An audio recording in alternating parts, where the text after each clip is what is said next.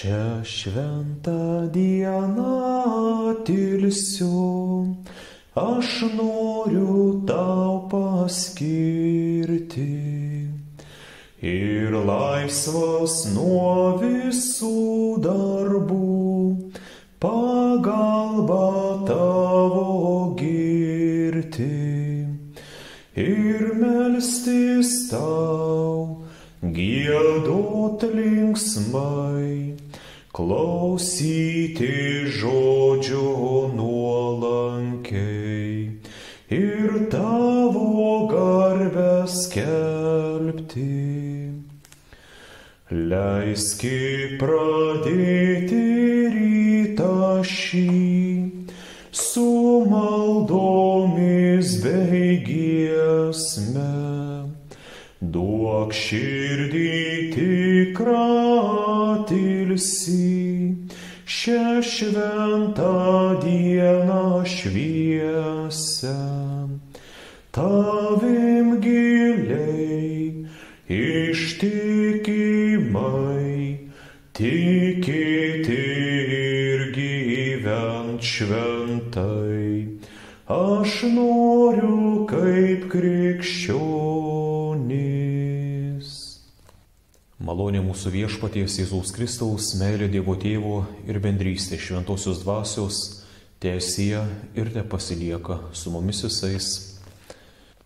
Šiam Jėzaus pašventimo sekmadieniui skirta Evangelija pagal Luką.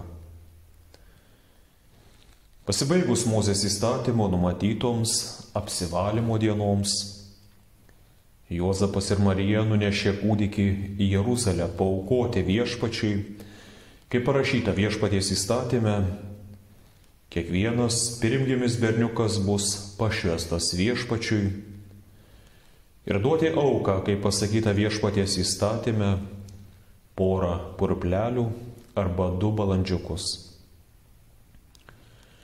Jeruzalėje gyveno žmogus vardu Simeonas. Jis buvo teisus ir Dievo baimingas vyras, laukiantis Izraelio paguodos. Ir šventoji dvasia buvo su juo. Jam buvo šventosios dvasios apreikšta, kad jis nemirsęs, kol pamatysės viešpaties Mesiją. Šventosios dvasios paragintas jis atėjo dabar į šventyklą, įnešant gimdytojams kūdikį Jėzų, kad pasielgtų, kaip reikalauja įstatymas. Simeonas jį paėmė į rankas, šlovino Dievą ir sakė: dabar gali valdove, kaip buvai žadėjęs, leisti savo tarnui ramiai iškeliauti. Nes mano akis išvydo tavo išgelbėjimą, kurį tu parengei visų tautų akivaizdoje. Šviesą pagonėms apšviesti ir tavosios Izraelio tautos garbę. Tai viešpatie žodis, šlovė tau, Kristau. Melskimės. Visagalis amžinasis Dieve, nuskaidrink mūsų širdis ir sielas, kad pajėgtume taip tau pasišvęsti, kaip tavo viengimis sūnus priėmęs mūsų kūną, tau buvo šią dieną pašvęsta šventovėje. Ir meldžiame to per tą patį tavo sūnų Jėzų Kristų, mūsų viešpatį, kuris gyvena ir viešpatauja su tavimi ir šventąja dvasia, vienas Dievas per amžių amžius. Amen. Šiandien Evangelijoje girdėjome apie tradiciją, kuri mums nelabai žinoma ir netgi svetima, neskilusi iš judaizmo. Tai tradicija, kad moteris pagimdžiusi kūdikį visą savaitę laikoma nešvaria. Ir čia yra kalbama ne tik apie kūnišką nešvarumą, bet ir apie dvasinį. Lukas cituoja 2 eilutes iš Mozės įstatymo. Kunigų knygos 12 skyriuje duodami labai išsamus nurodymai, išaiškinimai, kaip turi elgtis kiekviena moteris žydė po gimdymo. Pirmiausiai čia nurodoma, kad pagimdžiusi berniuką moteris visą savaitę turi būti laikoma nešvaria. Praėjus savaitėjai į dar visą mėnesį bus laikoma nešvaria, todėl įsakoma, nieko, kas šventąjį nelies, nei į šventyklą eis, kol nepasibaigs jos apsivalymo dienos. O štai, jeigu moteris pagimdo mergaitę, tai moteriai duodami netgi 2 mėnesiai. Sakysite, kokia neteisybė. Be tokių įsakymų Dievas saugo motiną, paskelbdamas ją nešvaria ir duodamas laiko apsivalymui sustiprėti ir atleisdamas nuo įvairiausių kasdieniškų pareigų.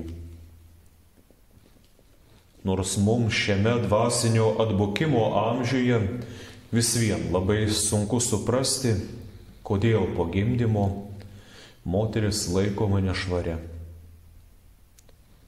Tai gali būti susiję ir su kentėjimais, kuriuos moteriai tenka pakelti gimdymo metu. O skausmus kenčiančio žmogaus širdis ir mintis tampa netyros dėl kūniškų kančių ar patiriamo skausmo. Kai žmogų lanko sunkumai, kentėjimai ar skausmas, dažnai aplanko ir įvairiausios netyros mintis, tokios kaip pyktis ar neviltis. Bet į tai dabar per daug nesigilinkime, tik konstatuokime faktą, kad po gimdymo pagal įstatymą moteris buvo laikoma nešvaria arba susitepusi, todėl atgavus jėgas, tai yra sustiprėjus ir fiziškai, ir dvasiškai, ji turėdavo praeiti tam tikrą apsivalymo ritualą. Taip pat tame pačiame kunigų 12 skyriuje kalbama ir apie tai, kaip turi vykti apsivalymo apeigų šventykloje. Moteris kunigui turi atvesti deginamai aukai už nuodėmę aviną ir atnešti balandėlį. Nors viena iš aukų turėtų būti avinėlis, tačiau sakoma, jei neturi iš ko atnašauti avį, te atnašauja 2 purplelius arba karvelius arba 2 balandžiukus. Vieną deginamai aukai, o kitą aukai už nuodėmę. Kunigas atliks permaldavimą jos labui ir ji bus švari.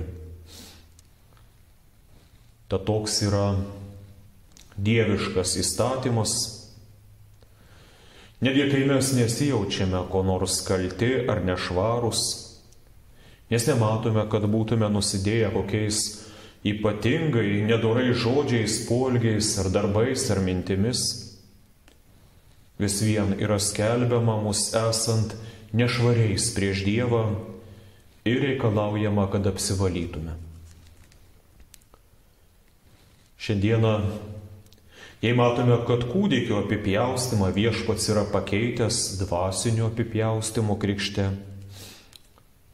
tai ko Dievas pakeitė šią apsivalymo apeigą? Mūsų apsivalymo ir pašventinimo apeigos vyksta per šventąją vakarienę. Kaip moteris po gimdymo skausmų, kaip ligonis sustiprėjęs po ligos, taip ir kiekvienas tikintysis po savaitės įvairiausių darbų, rūpesčių turėtų ateiti į Dievo artybę, kad apsivalytų, priimdama šventąją vakarienę. Tačiau noriu pastebėti, kad atliekant apsivalymo apeigą nebuvo būtina neštis ir kūdikį į šventyklą. Netgi nebuvo būtina, kad pagimdžiusią moterį lydėtų vyras. Tai moteris galėjo atlikti vienui viena. Tačiau Marija į šventyklą įeina lydima savo sužadėtinio ir vyro Juozapo ir atneša savo kūdikį į šventyklą ir taip pildo dar vieną Senojo testamento įstatymą, kurį taip pat paminėjo Lukas. Išėjimo knygoje Dievas davė tokį nurodymą Mozei: pašvęsk man visus pirmagimius. Kas tik tarp izraelitų pirmas atveria motinos įsčias, žmogus ar gyvulio vaikas, tas yra mano. Marija ir Juozapas į Dievo namus atneša kūdikį, kad pašvęstų jį Dievui. Todėl teisėtai yra sakoma, kad Marija atneša į šventyklą Dievo avinėlį, be jokio trūkumo ir kliaudos, kad pats Dievas jį pašvęstų, priimtų ir parengtų didžiajai aukai. Bet kokia mus turėtų apimti nuostaba ir koks paradoksas, kai Mozė viso to dabar reikalauja ir įsako atlikti mergeliai Marijai. Būtent 40 dienų neliesti nieko, kas šventa. Argi ne apie jos kūdikį Kristų apaštalas Paulius bažnyčiai skelbė, juk Kristuje kūniškai gyvena visa dievystės pilnatvė.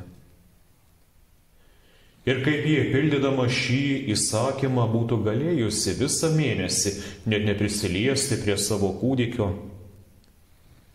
bet esu tikras, kad ji glaudė jį prie savo širdies, maitino, ramino, leido pajausti savo kūno šilumą ir meilę, nes tokia meilė yra aukščiau bet kokio įsakymo ir įstatymo. Bet to yra ta, kuriai angelas kalbėjo: šventoji dvasia nužengs ant tavęs ir aukščiausiojo galybė pridengs tave savo šešėliu, todėl ir tavo kūdikis bus šventas ir vadinamas Dievo sūnumi. Todėl vargu, ar jai buvo reikalinga ši apsivalymo apeiga. Ar galėtų būti laikoma netyra ta, kurios iščias Dievas 9 mėnesius daro savo sostu? Ar galėtų būti laikoma netyra ta, iš kurios pats Dievas prisiima kūną ir kraują? Ar galėtų būti netyra po gimdymo ta, kuri savo rankose laiko šventąjį ir glaudžia prie savo krūtinės? Bet mergelė tuomet atsakiusi: štai aš viešpaties tarnaitė, tebūnie man, kaip pasakei. Dabar nuolankiai vykdo visą, kas per Mozę įsakyta įstatyme. Tad to labiau mes, kurios įstatymas tikrai skelbia esant netyrais ir nusipelniusiais Dievo rūstybės, turėtume nuolatos savo priminti, kokie svarbus yra visi Dievo įstatymai, kad juos nuolankiai vykdytume, kiek leidžia mūsų jėgos. O dėl tų, kuriuos esame sulaužę, atgailautume ir nuolankiai išpažintume. Dieve, aš žinau, kad sulaužydamas net menkiausią tavo įstatymą, esu nusipelnęs tavo rūstybės ir nemalonės, todėl žeminuosi prieš tavo visą galybę, išpažindamas, kad esu tik tai silpnas, vargingas ir nuodėmingas žmogus. Ir prašau, neatiduoti manęs mirčiai, nuodėmiai ir velnio galybei, bet parodyti man savo gailestingumą Jėzuje Kristuje, tarsi elgetą ar tarsi kūdikį, mane silpną ir išvargintą žmogų pridengti savo teisumu, tarsi skraiste. Dar daugiau, pildant Mozės įstatymą, 8 dieną Kristus apipjaustomas. Pirmą kartą praliejant lašą jo švento krauju. Kūniško apipjaustimu jis tampa Dievo tautos dalimi. Bet tai yra ir pranašystė, kad jau savo tautos jis pasirengęs lieti savo šventą kraują ant kryžiaus mūsų atpirkimui. Dar po 32 dienų jis atnešamas į šventyklą paaukoti Dievui, tai yra pašvęsti Dievui. Ir matome, kad nuo pat pirmųjų dienų, dar būdamas toks silpnas, jis klusniai vykdo Dievo įstatymą, kad galėtų tapti Dievo avinėliu, neturinčiu jokio trūkumo ir tinkančiu aukai už nuodėmes. Štai todėl Paulius dabar kalba dėl Dievo gailestingumo. Prašau jūs, broliai, aukoti savo kūnus kaip gyvą, šventą, Dievui patinkančią auką, kaip dvasinį Dievo garbinimą. Dievas paragino vienos našlės širdį priimti pranašą Eliją į savo namus ir pasidalinti savo duoną. Nors našlė matė, kad jos miltai eina į pabaigą ir savo širdėje sako, paskutinį kartą iškepsiu duonos savo ir savo sūnui ir mirsim iš bado, bet kai pranašas pasiprašo pas ją į namus, paprašo duonos, įdalijasi su pranašu savo duoną ir Dievas laimina ją visą badmečio laikotarpį ir duonos jai nepristigo. Panašiai ir tuomet, kai Dievas paragino Abraomo širdį kunigui Melchizedekui paaukoti 10. Abraomas tai padaro džiugiai. O laiške Hebrajams dabar sakoma, kad Kristus yra vyriausiasis kunigas Melchizedeko būdu. Nors ir nėra kilęs iš Arono palikuonių, bet jis stovi aukščiau už bet kurį kunigą iš Arono giminės, būdamas kunigų Melchizedeko būdu. Tad savo širdyje taip mąstyk. Ak viešpatie Kristau, taip ir tu laukiai iš mūsų dešimtinės. Ir štai ta mūsų dešimtinė, kuri tau pati brangiausia ir malonesnė, už aukojimus avinus, jaučius ir kitokias aukas. Tai dėl nuodėmių liūdinčios mūsų širdis ir atgailaujančios širdis, kurios yra sulaužiusios 10 Dievo įsakymų. O pati didžiausia tokių širdžių paguoda, kad tu buvai pradėtas iš šventosios dvasios, kad tu gimei iš tyros ir nekaltos mergelės, kad tu kantriai iškentėjai visus pažeminimus ir kryžiaus kančias, kad tu mirėjai ir buvai palaidotas, kad tu 3 dieną prisikėlei ir šlovingai įžengei į dangų, kad viešpatautum visiems, ir mirusiems, ir gyviesiems. Ir tokio viešpaties išpažinimo akivaizdoje Paulius kviečia. Dėl Dievo gailestingumo prašau jūs, broliai, aukoti savo kūnus kaip gyvą, šventą ir Dievui patinkančią auką. Pirmiausia, toks aukojimas visuomet vyksta, kai pildoma šis apaštalo Pauliaus paliepimas. Numarinkite, kas jūsų nariuose žemiška, ištvirkavimą, nekeirumą, aistringumą, pikto pageidimą, taip pat ir godumą, kuris yra stabmeldystė. Dėl šių dalykų ateina Dievo rūstybė netikėjimo vaikams.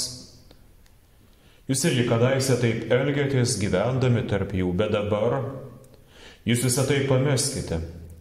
Piktumą, nirtulį, nelabumą, piktžodžiavimą, nešvarias kalbas nuo savo lūpų. Nebemeluokite vienas kitam, nusivilkite senąjį žmogų su jo darbais ir apsivilkę nauju, kuris atnaujinamas tobulam pažinimui pagal savo kūrėjo paveikslą. Šis aukojimas taip pat vyksta ir krikšte, kuomet krikšto vandenimis šventinamas krikštytojamojo kūnas. Šis aukojimas vyksta altoriaus sakramente, kuomet lūpomis priimamas Kristaus kūnas ir kraujas. Taip pat, kai visa siela ar širdimi jungiamės į giesmes ir maldas, o pamaldų metu klaupiamės ar stojamės, mes taip pat aukojame savo kūnus kaip gyvą, šventą, Dievui patinkančią auką. 1525 metais vienam žmogui Strasbūre Martynas Liuteris įrodinėjo, kad pamaldų metu, šventosios vakarienės pašventinimo metu, kuomet jis pakylėja elementus, tai yra šventinama duona ir vyną taurėje, taip jis skelbia Evangeliją visam pasauliui. O kūno kalba tiek to, kuris yra prie altoriaus, tiek esančiųjų bažnyčioje ir priimančių komuniją rodo, ar jie tiki tuo, kas skelbia Evangeliją. Ar tiki šiais Kristaus žodžiais, kuriems neturi galios nei laikas, nei erdvė? Ar tiki žodžiais, tai yra mano kūnas, tai yra mano kraujas už jūs praliejamas? Tikėdamas jais, žinok, kad tave priimantis sakramentą Kristus šventina savo kūnu ir krauju labiau nei Simeoną, kuris tik laikė Kristų savo rankose, o priimdamas sakramentą Kristaus kraujas ima tekėti tavo gyslomis, šventinamas tave, tavo širdį ir netgi tavo sielą. Ir štai dabar jau galime eiti prie antrosios Luko Evangelijos ištraukos dalies, kur Jėzų pasitinka senas žmogus, pranašas Simeonas ir našlė pranašė Ona. Pati šventoji dvasia Simeonoje apreiškė, kad jis nemirsės, kol nepamatysės Kristaus. Ta rytą šventoji dvasia paragino jį keltis, ateiti į šventyklą ir laukti. O įeinant gimdytojams pati šventoji dvasia apreiškė, kad tas kūdikis, kurį jį neša, yra ypatingas ir šventas kūdikis. Simeonas prašo tėvų, kad leistų jam rankose palaikyti Kristų, ir su ašaromis jis dėkoja Dievui sakydamas: dabar gali, valdove, kai buvai žadėjęs, leisti savo tarnui ramiai iškeliauti. Nes mano akis išvydo tavo išgelbėjimą, kurį tu prirengiai visų tautų akivaizdoje, šviesą pagonims apšviesti ir tavosios Izraelio tautos garbę. Kam meldžiasi Simeonas tokiais žodžiais? Aš manau, ir dangiškajam tėvui esančiam danguje, ir Kristui esančiam jo rankose. Kitai žodžiai sakant, jis sako, dabar jau gali manęs daugiau nebeužlaikyti šiame pasaulyje, gali leisti ramiai numirti ir džiugiai prisijungti prie pačių švenčiausių mano tautos protėvių. Mano akis regi išganimą, mano rankos laiko atpirkėją, širdis tik ir džiaugiasi įgijusi šviesą. Senose, nuo laiko pavargusiuose ir nusilpusiuose Simeono rankose jis laiko įsikūnijusi Dievą, tapusi jo atpirkėju, ir savo likimą patiki bei sielą iš šio kūdikio rankas. Kaip pranašas jis pirmiausia palaimina Mariją ir Juozapą, o palaiminti reiškia įstatyti, nukreipti juos į ypatingą šventą kelią, šventųjų kelią, bei pranašauja, kas jų laukia. Mes nežinome, kokius žodžius jis ištarė Juozapui, bet štai kokie žodžiai pašnibždomis buvo ištarti Marijai, mes girdime Luko Evangelijoje. Štai šis, skirtas daugelio Izraeliui nupuolimui ir atsikėlimui. Jis bus prieštaravimo ženklas ir tavo pačios siela perdurs kalavijas, kad būtų atskleistos daugelio širdžių mintis. Ir šių žodžių gilumą mes pradame suvokti tik tai stovėdami ant Golgotos kalno, Kristaus kryžiaus papėdėje, žvelgdami tikėjimu ir girdėdami Evangelijos žodyje apie Kristaus kančią, matydami ir įsivaizduodami ten kenčiančias moteris, tame tarpe ir mergelę Mariją. Kryžiaus papėdėje Dievo dvasia atskleidžia šventųjų mintis. Šventieji liūdi dėl Kristaus, atgailauja dėl savo nuodėmių ir tikėjimo vis tvirčiau ir tvirčiau prisiriša prie Kristaus. O štai neišmintingieji šaiposi iš jo, nesupranta šios mirties tikslo ir nusigręžia nuo jo savo nelaimiai ir savo pražūčiai.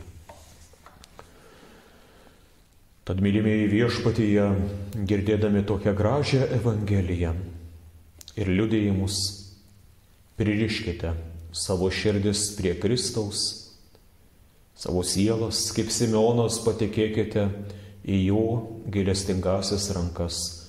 Amen. Leisk Viešpatie ramybėje nuo šio pasaulio eiti, į dangų pasiimk mane, palaimą man suteiki, žadėjai tu išganymą visiems, kas Jėzų garbina, pasaulio atpirkėjam. Brangiuoju Jėzaus nuopelnu, aš linksmas jau užmigsiu, per kraują jo nuskaidrintas, pasaulį šį paliksiu, nuplauki sielą varganą, priimk į džiaugsmą amžiną, o Tėve mano.